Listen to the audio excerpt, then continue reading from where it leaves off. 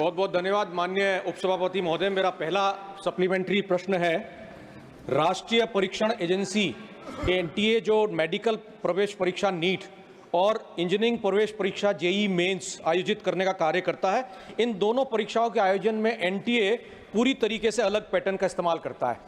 NTA निष्पक्ष मूल्यांकन कैसे सुनिश्चित करता है जब नीट 20 लाख छात्रों के लिए एक ही पेपर के रूप में आयोजित किया जाता है, जबकि जेईई मेंस लगभग 15 लाख छात्रों के लिए 10 अलग अलग पेपरों में आयोजित किया जाता है, जिसमें प्रश्नों का अलग अलग पैटर्न है और कठिनाई स्तर भी अलग अलग होते हैं।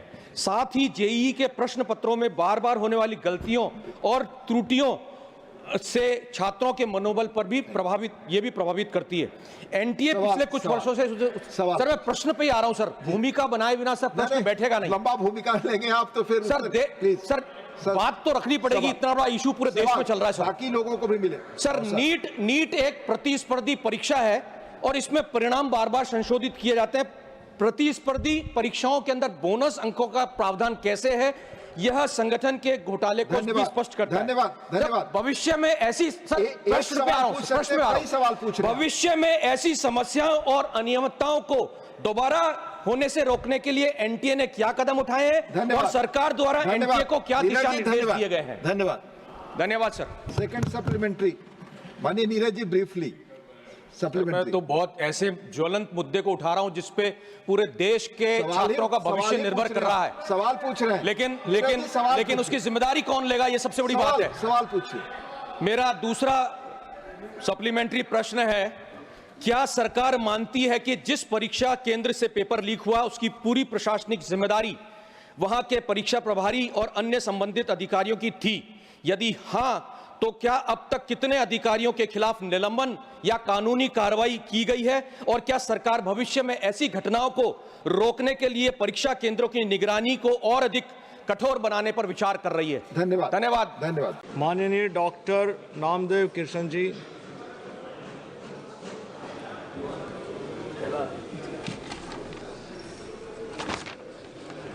Thank you, sir, for giving me this an opportunity. Sir, paddy purchasing in MSP. So this guaranteed rate, at guaranteed rate, the centers, those who are purchasing the paddy and storing in their godowns, वो sir क्या होता है कि 6-6 महीना और उसके ऊपर भी वो राइस मिलिंग के लिए वो धान उठाया नहीं जाता, इसलिए वो स्टोरेज ज़्यादा दिन रहने से उसमें लॉसेस आते हैं, उसमें घट होती है। तो घट पहले सेंट्रल गवर्नमेंट से 1 किलो की मिलती थी 1 क्विंटल के लिए, अभी वो आधा किलो कर दिया है। इसलिए अभी वो जो सेंटर है, परचेसिंग सेंटर, ये लोग, ये सोसाइटीज, ये लोग अभी किसानों से 1 से 2 किलो तक प्रति क्विंटल ये फ्री में धान लेते हैं घट के नाम पर। तो किसान बड़े मुश्किल से धान उगाता है, उसे जो बिजली मिलनी चाहिए 24 घंटा मिलती नहीं, ये बिजली उसको मिलती है 8 या 12 घंटा, वो भी रात को मिलती है। हमारे संसदीय क्षेत्र में गरचुरली चिमूर में शेरों का और जंगली हाथियों का वहाँ बहुत प्रकोप है और आए दिन किसी न किसी की जान वो लेते रहते हैं। इसलिए रात को किसान खेत में जाने से डरते हैं, तो दिन में बिजली मिलती नहीं, बड़े मुश्किल से पकाते हैं और वो भी जब सेंटर पे लेके जाते हैं बेचने के लिए तो उनसे 1 या 2 किलो फ्री में ले लिया जाता है धान प्रति क्विंटल घट के नाम पर। तो केंद्र सरकार ये घट जो 1 किलो थी वो आधा किलो कर दिया है, इसमें बढ़ोतरी कर से कम 4 किलो प्रति क्विंटल देनी चाहिए। और जो लोडिंग अपलोडिंग की हमाली होती है ये हर एक स्टेट में अलग अलग है। अभी मध्य प्रदेश में 16 रुपया है, पंजाब में 17 रुपया है, आसाम में 24 रुपया है और महाराष्ट्र में सिर्फ 10 रुपया 75 पैसा इतना ही प्रति क्विंटल इतनी ही हमाली दी जाती है। तो ये एक रेट एक जैसे हो, जिस तरह आसाम में 24 रुपया दिया जाता है प्रति क्विंटल, उसी तरह महाराष्ट्र में भी प्रति क्विंटल 24 रुपया देना चाहिए। किसानों को पूरे 24 घंटा बिजली मिलनी चाहिए और जो भी सोलार का कंपल्सन उनको है, धान के लिए सोलार नहीं चलता तो उन्हें ये जो कनेक्शन उनको इलेक्ट्रिसिटी देना चाहिए। माननीय सदस्य श्री सप्तगिरी शंकर ओलाका जी। Thank you, Chairman, Madam. I would like to raise a very important issue about women empowerment, what is happening to women in Odisha. Ma'am, एक ट्राइबल लड़की जो क्लास 10 में पढ़ रही थी गवर्नमेंट स्कूल में, she delivered a child while she giving the examination. A class 6 tribal girl, she was found pregnant in Champur district, the home district of the Chief Minister. A class 6 girl was gang raped in a government school in Jharsuguda. A class 12 girl in Kendrapada, she died by suicide. A 10-year-old girl was brutally raped and murdered in Balasore. अगर देखोगे 54 gang rapes, 1600 instances of atrocity against women, 4 साल में 36,420 महिलाएं, 8,403 बच्चे missing है। ये उड़ीसा में हो रहा है पिछले 8 महीने से।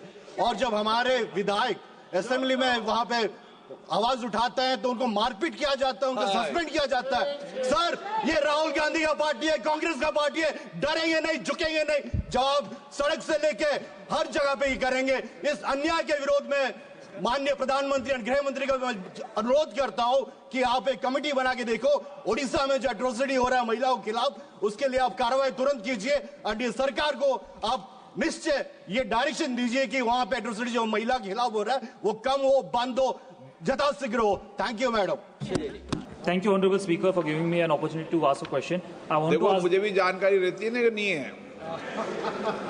पर महाराष्ट्र का सवाल है, महाराष्ट्र में रिसेंटली 3 मृत्यु हुए हैं, आसाम में 2 अलग इंसिडेंट हुए हैं जहां 10 से ज्यादा लोग मृत्यु हुए पाए हैं, और मेघालय में पिछले 5 साल में 30 से ज्यादा लोगों की मृत्यु हुई है माइनिंग एक्सीडेंट में। तो मैं कंसर्न मिनिस्टर से पूछना चाहता हूं कि the rat hole mining it's considered as illegal mining, what steps have you taken regarding that? Thank you. Sukhdev Bhagat महोदय, मैं माननीय मंत्री जी से जानना चाहता हूं, विशेषकर झारखंड के धनबाद झरिया में अंडरग्राउंड फायर, पूरे गांव की गांव खाली करना पड़ रहा है, पूरा आग लगी हुई है। इसको रोकने के लिए सरकार क्या कदम उठा रहा है? अध्यक्ष महोदय, मैं ये आपके माध्यम से जानना चाहता हूं। Karti Chidambaram. I would like to know how many Atal tinkering labs are functioning in the country, actually functioning, and what is the equipment which is provided in each of these labs. The minister must list out the equipment which is provided for each of these labs, sir. Thank you very much. Sri Sher Singh Dhuvaya. Madam, आपने मेरे को एक बहुत important issue पे बोलने का मौका दिया। मैम, मेरा पंजाब में 3 रीजन पड़ते हैं, माझा, दुआबा, मालवा, और एक जानलेवा बीमारी जो कि पूरे देश को जकड़ चुकी है, लेकिन पंजाब में सबसे ज़्यादा जो मालवा क्षेत्र है, कैंसर के पीड़ित हजारों की गिनती में है। वहाँ के दिन ब दिन बहुत गिनती बढ़ती जा रही है। और हमारे फिरोजपुर से एक ट्रेन जयपुर को चलती है, बीकानेर चलती है, उसका नाम ही कैंसर ट्रेन पड़ गया है। तो मैडम, इसके बारे में सरकार से बड़ी बार हमने अनुरोध किया, लेकिन अभी तक कोई बात नहीं है। उधर जो अस्पताल है फिरोजपुर में एक पीजीआई बनने जा रहा है, लेकिन फंडिंग नहीं हुई है। फाइलका में एक कैंसर छोटा अस्पताल बनने जा रहा है, उसकी फंडिंग 50 करोड़ रुपया सिर्फ हुई है और कुछ नहीं है। मैं सरकार से मांग करता हूं कि कैंसर पीड़ित लोगों को जो प्रधानमंत्री रिलीफ फंड के पैसे दिए जाते हैं वो दिए नहीं जा रहे हैं। बड़ी जो फाइलें पड़ी हैं उनको जल्दी से जल्दी वो पैसे भी दिए जाएं और कैंसर के अस्पताल पंजाब में बनाकर कैंसर के रोगियों का दान किया जाए। Thank you. धन्यवाद मैडम। आपके माध्यम से और इस सदन के माध्यम से केंद्र सरकार का ध्यान अपने संसदीय क्षेत्र कटिहार की ओर आकर्षित करना चाहता हूं। हमारा संसदीय क्षेत्र कटिहार कभी जूट नगरी के रूप में विख्यात था, जहां आरबीएचएम जूट मिल का संचालन हजारों श्रमिकों के लिए आजीविका का स्रोत था। ये मिल 53.39 एकड़ भूमि पर स्थापित थी। लेकिन दुर्भाग्य से 2016 में ये बंद कर दी गई। ये जानकारी प्राप्त हुई है सूत्रों से कि जूट मिल के संबंधित चल संपत्तियों का निष्पादन कर दिया गया है तथा अब जो अचल संपत्ति के निपटान के हेतु आवश्यक कदम उठाए जा रहे हैं। मैं प्रधानमंत्री जी का ध्यान इस ओर आकर्षित करना चाहता हूं, क्योंकि जैसा मैंने कहा कि इस क्षेत्र में जूट की खेती बड़े पैमाने पर होती है, किसानों का इसी पर निर्भर है और उनकी जीविका इसी पर निर्भर है। ये और खास सिर्फ कटिहार में नहीं, कटिहार के बगल के भी जो जिले हैं जैसे अररिया है, किशनगंज है, पूर्णिया है, इन जिलों में भी जूट की अच्छी खेती होती है। स्थानीय जूट मिलों को बंद होने के कारण किसान आपके माध्यम से मैं बताना चाहूंगा मैडम एक विषय पे कि किस तरीके से किसानों को परेशान किया जाता है अलग अलग तरीकों से। मेरा संसदीय क्षेत्र में कोल बेल्ट है, कैमरा भी चालू नहीं हुआ मैडम हमारा। किस तरीके से किसानों को परेशान किया जाता है मैडम, वो आपके माध्यम से मैं मंत्री महोदय को बताना चाहूंगा कि WCL में किसानों की जमीन अधिग्रहण की जाती है और सिंचित और असिंचित के विषय पर उस जमीन को ट्रिब्यूनल में डाल दिया जाता है और किसान 10-10 साल 20-20 साल उस ट्रिब्यूनल के चक्कर मारते रहता है मैडम। WCL नौकरी के लालच में किसानों की जमीन अधिग्रहित करता है और उसके बाद में नौकरी आवंटित भी कर देता है, लेकिन जिलाधिकारी महोदय उसको प्रमाणित करने के बाद भी सिंचित असिंचित का विषय लेकर वो ट्रिब्यूनल में डाल देता है केस को और किसानों को किसी न किसी तरीके से परेशान करके 10-10 साल तक के उसको नौकरी के लिए घूमते रहना पड़ता है। इसलिए आपके माध्यम से मैं निवेदन करना चाहता हूं कि CIL ने इस विषय पे। थैंक यू स्पीकर मैडम, आप जी ने मेरे को 0 आवर में अर्जेंट मैटर में बोलने का मौका दिया। मैडम मैं आपका ध्यान लाइफ इंश्योरेंस कंपनी के मुलाजिम है जो उनकी तरफ दिलाना चाहता हूं। उनके ध्यान में यह है कि ओपन आर्किटेक्चर एक्ट को अमेंडमेंट लेके आना चाहते हैं। Act section 42/2 the insurance act 1938 में। इससे क्या होगा कि जो प्राइवेट LIC कंपनी है वो उनको ये अधिकार हो जाएगा, वो किसी भी एजेंट के साथ काम कर सकते हैं। लेकिन मैडम उससे जो LIC है जिसका 14 लाख के करीब एजेंट है और वो उनका बहुत अच्छा रिश्ता है और उनकी मेहनत की वजह से 5 करोड़ की कंपनी 1956 में थी, आज वो 52 लाख करोड़ की कंपनी बन गई है। तो मैडम यदि ये बिल लेके अमेंडमेंट लाएंगे, इसके साथ उनका भविष्य खतरे में है, कंपनी भी लॉस में जाएगी। और मैडम मैं कहना चाहता हूँ जो एक मेडिक्लेम इंश्योरेंस है वो जो लोग लेते हैं उसके ऊपर 18% GST है और सीनियर सिटीजन को इसका बहुत बड़ा नुकसान है। मैडम जो अब हम सहूलत तो मेडिकल की है नहीं, हॉस्पिटल है नहीं, अब जरूरत बन गई है इंश्योरेंस बाय करने की और वो इंश्योरेंस जब बाय करते हैं 18% जो सीनियर सिटीजन है वो लोगों को कैसे देंगे? सरकार को इसको माफ करना चाहिए और LIC का जो अमेंडमेंट है उसको लेके नहीं आना चाहिए। सुश्री वर्षा गायकवाड़। सम्मानीय अध्यक्ष महोदय, मैं इस सदन के माध्यम से फुटवेयर और लेदर उद्योगों के से जुड़े हुए लाखों व्यापारी, कारागिर और श्रमिकों की बात यहाँ पे सम्मानीय अध्यक्ष महोदय रखना चाहती हूँ। आज उनकी आजीविका पे सबसे बड़ा GST का एक बहुत बड़ा बोझ आ गया है। छोटे छोटे व्यापारी, मध्यम वर्ग के व्यापारी जो लेदर और फुटवेयर में काम करते हैं, सम्मानीय अध्यक्ष महोदय मैं बताना चाहती हूँ जो GST जो पहले 500 रुपए के कारागिर जो जूते बनाता था उस पर 5% थी, वो बढ़ा के अभी 12% की गई है। जो लेदर के गारमेंट बनाते हैं उसके ऊपर 18% जो है वो GST लगाने का काम सम्मानीय अध्यक्ष महोदय हुआ है। सर मेरी विनती यह है कि ये छोटे छोटे कारागिर जो है अपनी उपजीविका के लिए ये बनाने का काम करते हैं, बड़े बड़े व्यापारियों के साथ जो है इनकी कंपटीशन भी नहीं हो सकती। ऐसे समय में ये पारंपरिक व्यवसाय है, अपने तरीके से ये काम करता है। तो मैं आपके माध्यम से मंत्री महोदय को विनती करना चाहूंगी, अर्थ मंत्री महोदय को, कि ये जो GST लगा है वो GST कम किया जाए, या तो 500 रुपए के जूतों के फुटवेयर के ऊपर जिस तरह से GST नहीं था, 5% का था, उसको भी बंद करके उनको जो है मुफ्त में जो है ये काम करने की मुभा दी जाए। ये मेरे आपके माध्यम से मंजू शर्मा। श्रीमती संजना जाटव।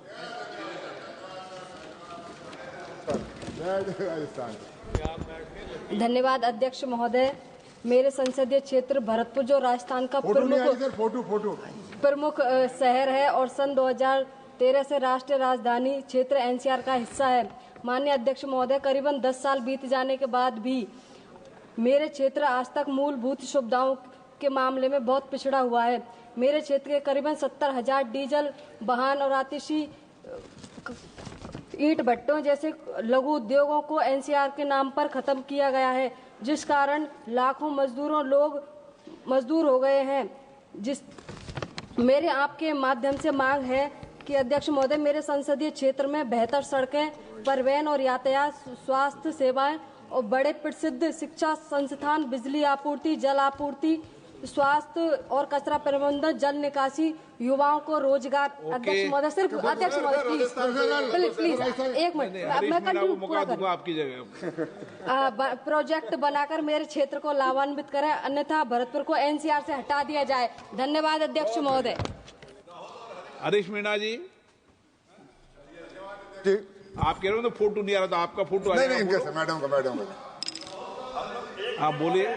सर, धन्यवाद अध्यक्ष महोदय कि आपने मुझे एक लोकहित के महत्वपूर्ण विषय पर बोलने का मौका दिया। महोदय, जैसा आपको विदित है, केंद्र सरकार द्वारा संचालित केंद्रीय विद्यालय, जवाहर नवोदय विद्यालय, इनमें शिक्षा उच्च स्तर की है, गुणवत्ता है।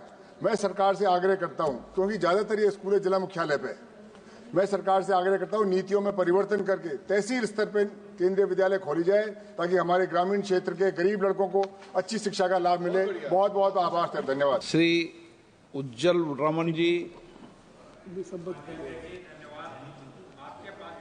जलवायु परिवर्तन के दुष्प्रभाव की उत्पन्न स्थिति के संबंध में कहना चाहता हूं। माननीय महोदय, भारत सरकार ने सुप्रीम कोर्ट में दाखिल हालिया हलफनामे में सरकार ने हिमालय में गंगा की उद्गम धाराओं में 5 नए बांध परियोजनाओं की सिफारिश की है, जबकि पूर्व के कैबिनेट सचिव की एक रिपोर्ट है। एक नीतिगत निर्णय को पलटा गया है, जिसमें पहले साफ तौर पर कहा गया था गंगा बेसिन में कोई नई जल विद्युत परियोजना नहीं होगी। आज जब जलवायु परिवर्तन के दुष्प्रभाव हिमालय क्षेत्र में साल दर साल आपदाओं में बढ़ रहे हैं, ऐसे में हिमालय पर्यावरण और हमारी राष्ट्रीय नदी से सरकार द्वारा ये खिलवाड़ क्यों किया जा रहा है? मैं आपके माध्यम से पर्यावरण मंत्री जी को कहना चाहूंगा, सड़क चौड़ीकरण परियोजना, 4 धाम रेलवे, जल विद्युत परियोजना, बेलगाम पर्यटन निर्माण आदि से हिमालय गंगा क्षेत्र पर अत्यंत दबाव और पर्यावरण को अपूर्णीय क्षति उत्पन्न हो रही है। प्रदूषण का स्तर, ब्लैक कार्बन के उत्सर्जन से ग्लेशियर पर दुष्प्रभाव, आपदाओं में पिछले कुछ वर्षों से अभूतपूर्व वृद्धि देखी गई है। धन्यवाद अध्यक्ष महोदय। आज किसान बड़ी मुश्किल में है, उनके फसलों की खरीदारी एमएसपी पे नहीं हो रही है। हमारे क्षेत्र में बहुत ज्यादा किसान सोयाबीन उगाते हैं। सरकार सिर्फ एकड़ का 5 क्विंटल सोयाबीन खरीदती है और कुल मिला के एक किसान से 20 क्विंटल तक खरीदारी सीमित रखती है। ज्यादा फसल उगाने वाले किसान पे अन्याय है और इसके साथ खरीदी भी टाइम बहुत जल्दी खत्म होता है। इस वजह से बहुत सारे किसानों को एमएसपी का लाभ नहीं मिल रहा है। हमारे क्षेत्र में 20 लाख से ज्यादा कुंटल सोयाबीन उगाया जाता है, लेकिन इसमें सिर्फ 20 लाख से कम कुंटल सोयाबीन खरीदी हुई है। इसका मतलब यही है कि 90% से ज्यादा किसानों को एमएसपी का लाभ नहीं मिल रहा है। मार्केट रेट सोयाबीन का 3-3.5 हजार रुपए है, एमएसपी का रेट करीबन 4,900 रुपए है। सर एक ही मिनट, मेरा मांग यही है कि हमारे क्षेत्र में अभी भी बहुत सारे सोयाबीन बाकी पड़ी हुए है, वो सरकार खरीदना चाहिए और उसके साथ and in the future such restrictions on procurement of crops under MSP should not be put so that all farmers can avail the benefit of MSP. Thank you. माननीय Shri GC Chandrasekhar, demand for expediting railway projects in Karnataka. Sir, thank you, Deputy Chairman, sir. Sir, I want to highlight the stalled railway projects in Karnataka's southwestern railway zone, including Hubli, Bengaluru and Mysore. Despite of approval 13 projects, there has been very little progress. The projects which are not even started include Dharwad Yelavalagi direct line, Gadag Yelavalagi line approved in 2016-17, but it is still on the paper, sir. Hubli Ankola rail project, which could connect to Bailsime project, Shivamogga Chikaripura Ranebenur project, Hubli Sirsi Talagupa rail line, Davangere Tumkuru railway project. Sir, additionally, the following new railway line proposals which could transform connectivity to the region, have also been little progress, sir. Sir, Gadag, Wadi, Tumkur, Davangere via Chitradurga, Tumkur, Raidurga via Kalyanadurga, Bagalkot, Kurchi, Shivamogga, Shikaripura via Ranebennur, Belagavi, Dharwad via Kittur. Sir, and also Khadur, Chikmagalur, Hassan, Mangalore, Palasamudra, Hassan, Bangalore via Shravanbelagula, and also Hubli, Ankola, Gadal, Galavaligi. Sir, and also the Mangalore railway zone divided among Palghat, Konkan and Southwestern railways. Although 75% of revenue for the Palghat division come from Mangalore, the city does not have received adequate railway infrastructure and facilities in turn, sir. This imbalance must be rectified. And also, Honorable Sir, these projects are not impossible to implement. The primary roadblock remains the lack of coordination between the state and railway authorities. Sir, and also I urge the Railway Ministry to take immediate action on these pressing issues. The people of Karnataka deserve better connectivity, effective transport and adequate railway development, sir. Thank you very much. Thank you, Manni Ji Chandrasekhar Ji. Srimati Rajni Patil.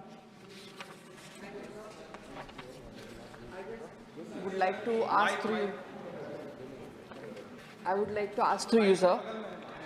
Is the government aware that the Anganwadi workers are not recognized as government employees and that their monthly honorarium ranging between 5,000 to 10,000 is significantly lower than the minimum wage in many states, given that the low remuneration makes it difficult for them to meet their basic needs and affects their ability to fully dedicate themselves to the work? Does the government have any plans to increase their honorarium to provide them with employees' benefit? Additionally, what steps are being taken to address the frequent delays in the disbursement of their honorarium to ensure financial security of these workers? Thank you. Thank you, sir. Dr. Bachao Shobha. Yes, madam, your mic is on. Please speak. धन्यवाद अध्यक्ष महोदय. आपण मला बोलण्याची संधी दिली. मी आज माझ्या संसदीय क्षेत्र धुळे येथील जल संकटाच्या गंभीर समस्येकडे लक्ष वेधण्यासाठी उभी आहे. केंद्र शासनाने जलजीवन मिशन ने प्रत्येक घरापर्यंत पिण्याचे पाणी पोहोचवण्याचं वचन दिलं होतं. हर घर नल हर घर जल. पण दुर्दैवाने हे मिशन आज केवळ एक अपूर्ण स्वप्न बनले आहे. सरकार अभिमानाने दावा करते की संपूर्ण देशामध्ये 78% घरांना, त्याचप्रमाणे महाराष्ट्रातील 87% घरांना आणि माझ्या धुळे क्षेत्रातील 99% घरांना जलजोडणी उपलब्ध करून देण्यात आले आहे. परंतु माझ्या क्षेत्रातील लाखो लोकांसाठी ही वास्तव स्थिती खूप दूर आहे. सत्य हे आहे की धुळे ग्रामीण आणि शिंदखेडा ग्रामीण भागांमध्ये केवळ 8 ते 12 दिवसातून एकदा किंवा दोनदा पाणी येतं आणि त्याचप्रमाणे बागलाण व मालेगाव भागात आठवड्यातून फक्त 2 वेळा पाणी पुरवठा केला जातो. त्याचप्रमाणे झोडगे येथे 15 दिवसातून 1 वेळा आणि आदिवासी भागामध्ये डांग, साल्हेर, मुल्हेर, वाठोडा, वागंबा भागात पाईपलाईन टाकल्या आहेत. परंतु पाण्याचा सोर्स नसल्यामुळे नळांना पाणी नाही. ही खूप गंभीर परिस्थिती आहे. पाईपलाईन आहे तर टाकी नाही आणि टाकी आहे तर पाण्याचा सोर्स नाही. त्याच्यामुळे थेंबर देखील पाणी त्या ठिकाणी येत नाही. मला या ठिकाणी सांगावंसं वाटतं की तुटलेल्या पाईपलाईन, अपूर्ण पायाभूत सुविधा आणि कोरडे नळ हे अकार्यक्षम व्यवस्थेचे जिवंत पुरावे आहेत. मला आपल्या संविधानाच्या अनुच्छेद 21 अंतर्गत पाणी जीवनाच्या अधिकाराचा अविभाज्य भाग आहे. माननीय अध्यक्ष महोदय, मी आपल्या माध्यमातून सरकारला विनंती करते की जलसंकटाच्या निवारणासाठी जलजीवन मिशनच्या कामांचे संपूर्णपणे ऑडिट करून चौकशी करावी व अपूर्ण कामे पूर्ण करण्यासाठी सुधारित कामांसाठी बजेट तरतूद करण्यात यावी. आणि जे काही अपूर्ण कामं राहिलेले आहेत अध्यक्ष महोदय, साधारणतः 50% अपूर्ण कामं ज्या जलजीवन मिशनच्या माध्यमातून राहिलेले आहे ते पूर्ण करण्यात यावं आणि या योजनेचा लाभ गरीब आदिवासी भागातील जे काही नागरिक आहेत त्यांना मिळवून देण्यात यावा. धन्यवाद अध्यक्ष महोदय. माननीय सदस्य श्री गोपाल पडवी जी. Thank you for the opportunity, Chairman, Madam. I just want to ask the government, because the concerned minister has given a very guilty conscience reply. I think the shields are up. But I want to ask, the bill defines mineral oils as any naturally occurring hydrocarbons, whether in natural gas, liquid, viscous or solid form, or combination of these. It includes various resources as crude oil, natural gas and petroleum. However, it explicitly excludes coal, lignite and helium associated with it. Kindly give a reply to that. The bill, I feel, definitely encourages private investment to boost domestic production, petroleum production and mineral oils. I think that the bill is trying to decriminalize, and by decriminalizing, you are definitely trying to reform you're trying to replace the imprisonment provisions, the penalty provisions in place of fines. I think there is some kind of protection to the private entities, and definitely I feel that the government is trying to protect its most favored businessmen, or what is it? The government should give clarification regarding that. And the bill, I think, there is a certain objection regarding the state rights. The concerned minister gave a reply even before the discussion of the bill, but I would still raise that issue because as Indian states have the authority to tax mining activities, this bill seeks to undermine the state rights. And on July 25, a Supreme Court bench of 9 judges ruled that states have the exclusive right to tax mining activities and collect royalties from mining leaseholds based on entry 50 of the state list in the Indian Constitution. However, by redefining the Oil Fields Act to provide petroleum leases instead of mining leases and restricting it to mineral oils rather than minerals, one could argue that the law would fall under entry 53 of the Union list, which allows Parliament to regulate oil fields, minerals, or oil resources and petroleum products. The potential environmental impact of privatizing the industry definitely can be raised in this issue because public companies like Oil and Natural Gas Corporation and Indian Oil Corporation should be prioritized instead. The bill grants private players more discretion in their operations by removing criminal penalties and altering contracts. Day before yesterday itself, Indian Oil Corporation shares stock fell by 2.52%, and that itself says that there is some kind of unrest in the public companies, and the minister should give a clarification regarding that. I sense that there is a rapid shift. This kind of rapid shift would definitely undermine the PU's public sector undertakings role. And I want to give an example. I just want to cite an example. During the Deepwater Horizon oil spill of 2010, where the whole same process was centralized, and the local governments, especially in Louisiana, felt that they were sidelined during the crisis. This is what the government also should study into. I feel that. I want to give a certain example regarding Mumbai offshore and Rajasthan basins. There were recommendations by the Niti Aayog in 2018 proposal and the Oil Ministry's 2021 proposal for a stake sale in aging fields like the Mumbai High Basin and Basin oil fields that had been shelved. Why hasn't the government prioritized modernization, technological upgrades for these fields? The Union government's decision to open 27,154 square kilometers of the Vadge Bank of Kanyakumari for oil exploration under 2016 hydrocarbon exploration and licensing policy threatened India's one of the most biodiverse marine regions. Why is the government prioritizing fossil fuel profits over the lives of thousands of fisherfolk and the environment? Just 30 seconds. I do not want to speak anything else, but just I want to ask this question, that few suggestions regarding this bill. To strengthen this bill, the government can actually provide a detailed framework for carbon footprint tracking and mandatory carbon offset programs to mitigate climate change.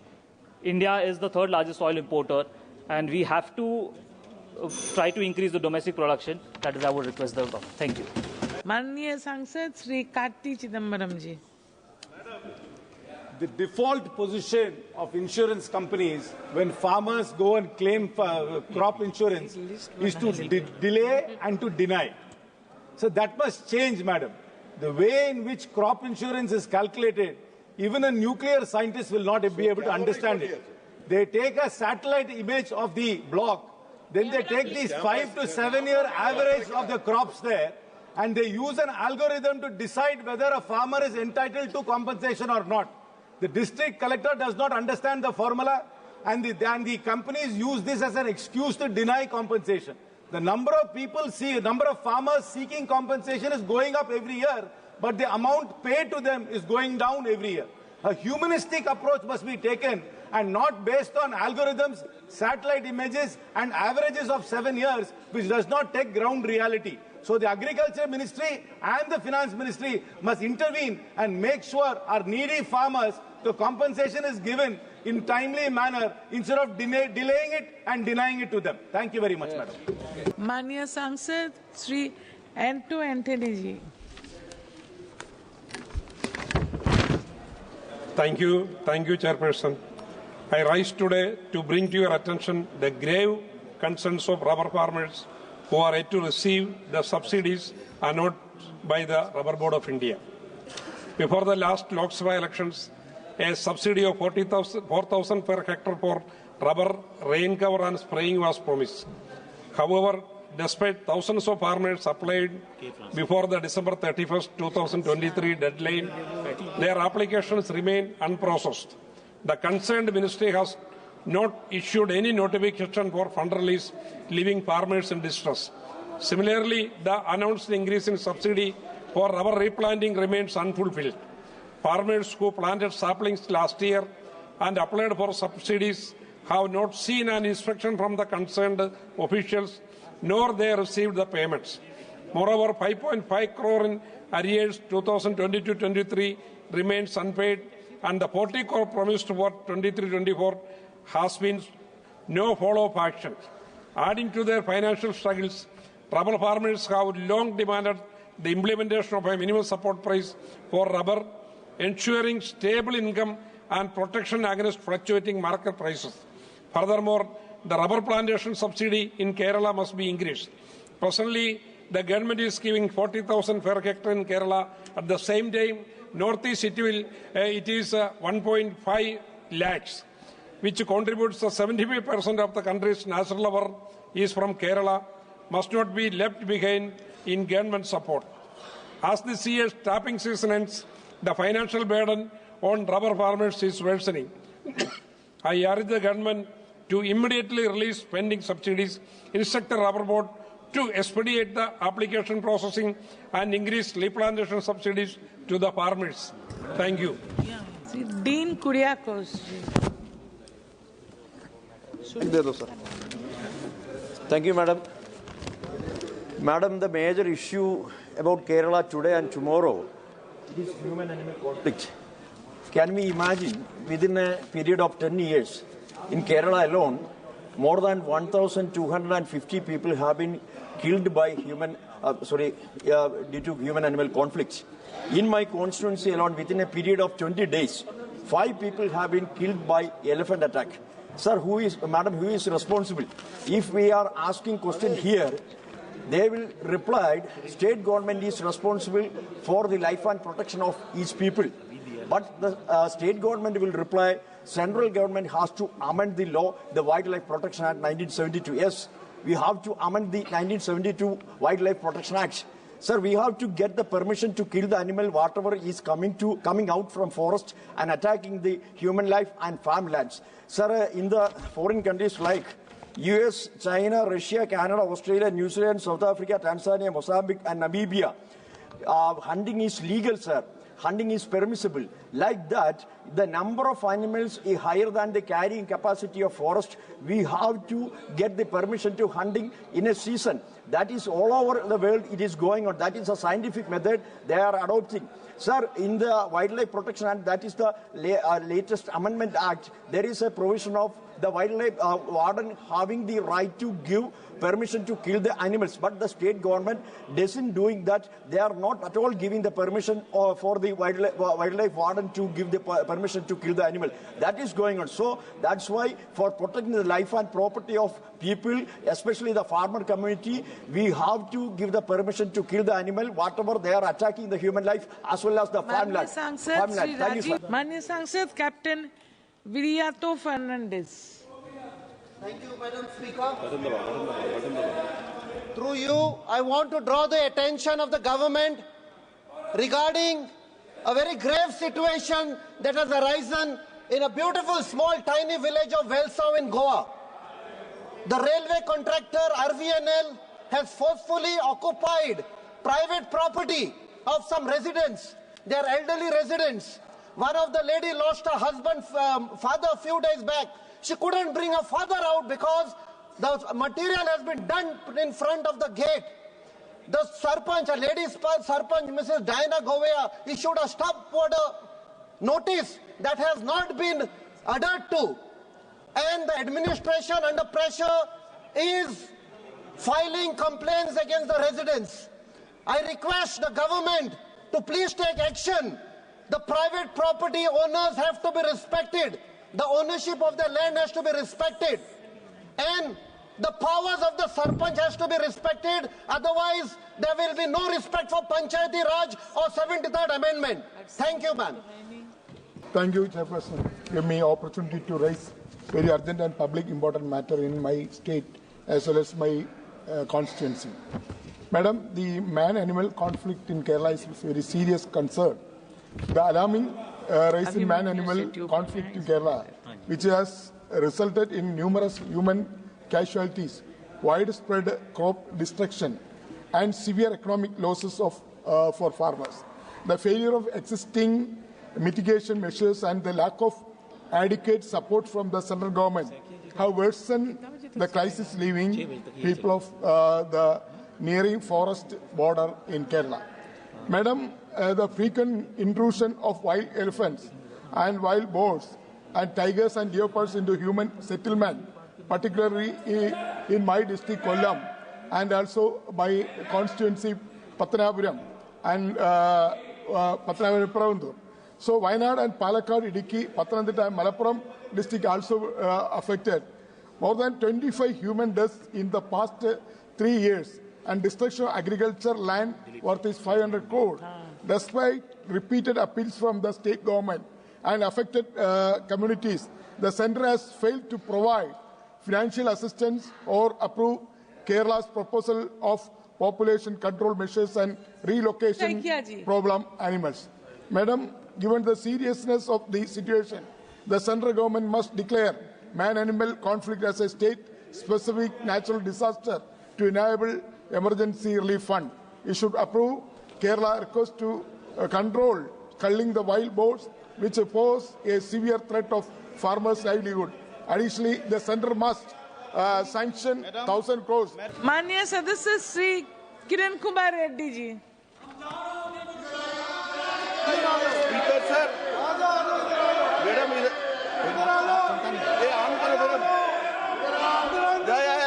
can you? Thank you, madam, for giving me this opportunity.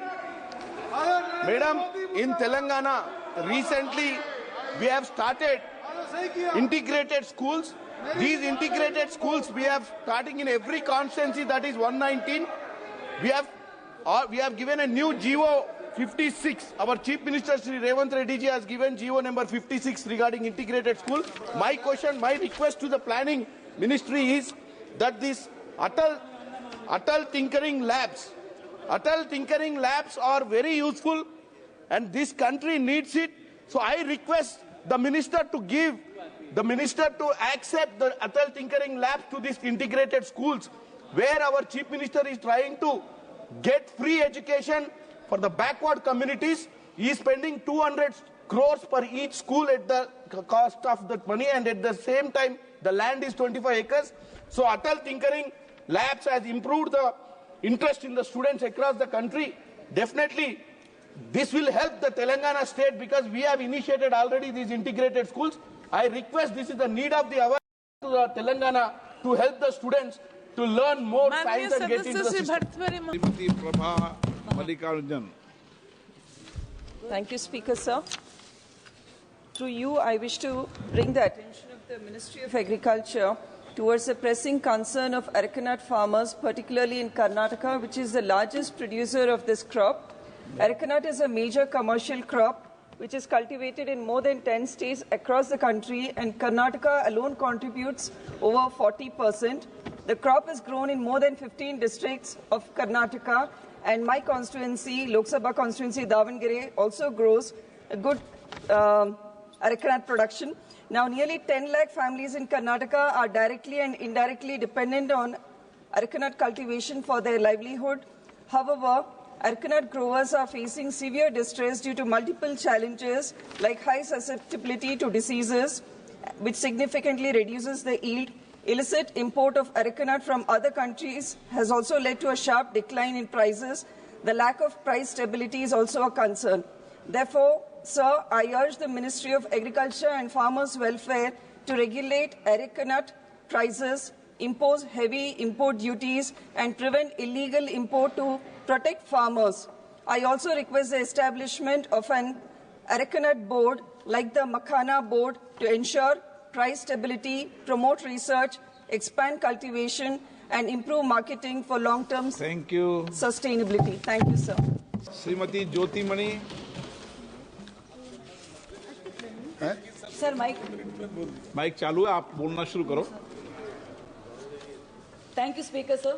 एक तो ये बात मैं समझा दूं, mic का control मेरे पास नहीं है। कहाँ होता है सर? माइक ये सर किसके पास है? माइक का कंट्रोल रिमोट जो ऊपर से है, सिस्टम है। आप लोगों पर कौन है sir? Thank you, Speaker, sir, for the opportunity. Mahatma Gandhi ஊரக வேலைவாய்ப்பு உறுதியளிப்பு திட்டம் 100 நாள் வேலைவாய்ப்பு திட்டம் நாடு முழுவதும் மிகப்பெரிய நெருக்கடியை எதிர்நோக்கி வருகிறது. தொடர்ந்து 100 நாள் வேலைவாய்ப்பிற்கான நிதி ஒதுக்கீடு ஒன்றிய அரசால் கடுமையாக குறைக்கப்பட்டு வருகிறது. 2,70,000 கோடி ரூபாய் நிதி ஒதுக்கீடு தேவை என்றால் வெறும் 86,000 கோடி ரூபாய் மட்டுமே நிதி ஒதுக்கீடு செய்யப்படுகிறது. இதனால் 50 நாட்களுக்கும் குறைவாகவே வேலைவாய்ப்பு கொடுக்கப்படுகிறது. இத்திட்டத்தில் பணியாற்றுபவர்களுக்கு 15 நாட்களுக்கு ஒரு முறை ஊதியம் வழங்கப்பட வேண்டும் என்பது கட்டாயம். இப்பொழுது 4 முதல் 5 மாதங்கள் வரை ஊதியம் நிலுவையில் உள்ளது. 12,000 நாடு முழுவதும் 12,219 கோடி ஊதியமாகவும் 11,227 கோடி கட்டுமான பணிகளுக்கும் மொத்தம் 23,446 கோடி ரூபாய் நிலுவையில் உள்ளது. தமிழ்நாட்டிற்கு மட்டும் 1,652 கோடி ஊதியமாகவும் 1,056 கோடி ரூபாய் மெட்டீரியல் காம்பனன்ட் மொத்தம் 2,708 கோடி ரூபாய் நிலுவையில் உள்ளது. ஜனவரி மாதம் இது குறித்து தமிழ்நாட்டின் மாண்புமிகு முதலமைச்சர் அவர்கள் ஒன்றிய அரசாங்கத்திற்கு கடிதம் எழுதியுள்ளார்கள். ஆனாலும் நிதி விடுவிக்கப்படவில்லை. இதனால் ஏழை எளிய கிராமப்புற மக்கள் கடுமையாக பாதிக்கப்பட்டுள்ளனர். எனது நாடாளுமன்ற தொகுதியில் பெண்கள், மாற்றுத்திறனாளிகள், முதியவர்கள் நிலைமை மிகவும் வேதனையாக உள்ளது. அதனால் உடனடியாக தமிழகத்திற்கு வழங்க வேண்டிய 2,708 கோடி ரூபாய் நிதியை விடுவிக்க வேண்டும். காங்கிரஸ் ஆட்சி காலத்தில் வழங்கியதை போல 100 நாட்கள் வேலை வாய்ப்பை உறுதி செய்வதோடு ஊதியத்தை 400 ரூபாயாக உயர்த்தி கொடுக்க வேண்டும் என்று கேட்டுக்கொள்கிறேன். நன்றி.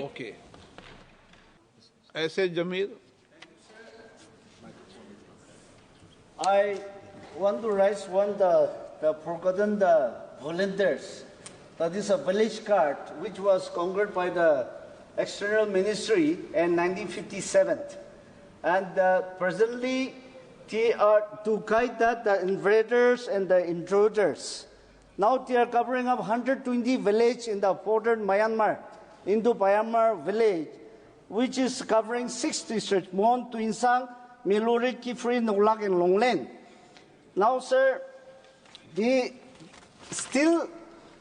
they are neglected by the state government as well as by the Ministry of the Home Affairs.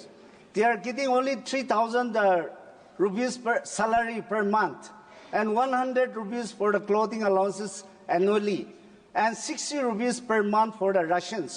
So I would like to request through your table that if that case can be looked into the matter. And secondly, about our international Act East policy, the international trade center, which is located now, these village cards are carting all these areas. So instead of making the boundary, the 10 kilometers restriction of the free movement regime, if the home guard can be facilitated and they can given the full facilities, and if the construction of the international wall can be avoided. Thank you, sir.